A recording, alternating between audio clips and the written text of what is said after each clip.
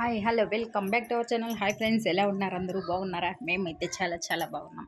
చాలా రోజులైంది వీడియో అయితే అప్లోడ్ చేసి, ఈరోజు అయితే వీడియో అప్లోడ్ చేస్తాను. ప్లీజ్ అందరూ చూడండి, అలాగే మన ఛానల్ సబ్స్క్రైబ్ చేసుకోండి. ప్లీజ్ లైక్ చేయండి, షేర్ చేయండి, కామెంట్ చేయండి.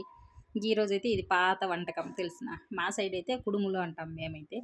కొందరైతే అది తెలంగాణ సైడు ఎలా చేస్తారో తెలియదు, కానీ ఆంధ్ర సైడ్ ఎలా చేస్తారో తెలియదు. మా సైడ్ అయితే ఇలా చేస్తాం మేము. బియ్యం కడిగి బాగా ఎండబోసి ఆరించుకొని వచ్చేసి, ఆ తర్వాత అయితే కుడుములకి ఇది పూర్ణం అయితే శనగగింజలు, శనగపప్పు, బెల్లము మిక్సీ పట్టుకొని ఆ పిండి అయితే సంగటే కట్ట చేసుకునేది దాంట్లో వేసి కుడుములు అయితే ఇలా చేత్తోనే చూడండి, సంగటి వైట్గా ఉంటుంది కదా, బియ్యం పిండితో ఇలా చేసి మా పిన్ని వచ్చింటే తొందరగా వంట అవుతుంది తినేసి. పండగ రోజు అయితే చేస్తాం ఇవి, వినాయక చవితికి. ఇంకా ఆ రోజు అయితే తినబుద్ధి కాదు అనేసి మామూలు టైంలో అయితే తినాలని అనిపిస్తుంది, అందుకని చేసినాము.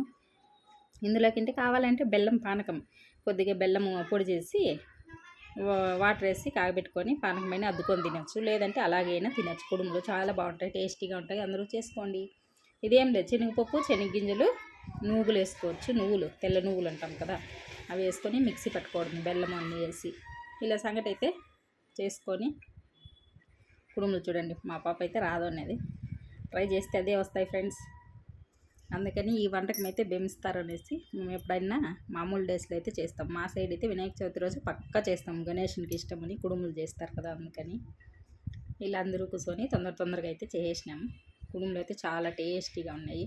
ఇంకా ఆ తర్వాత అయితే పాత్రలన్నీ కడిగేసి అందరూ కుడుములు చేసేసి ఇంకా అందరూ కూర్చొని తినేసి, ఇంకా మా పిన్ని అయితే ఊరికి వచ్చింటే చేసినాం ఫ్రెండ్స్.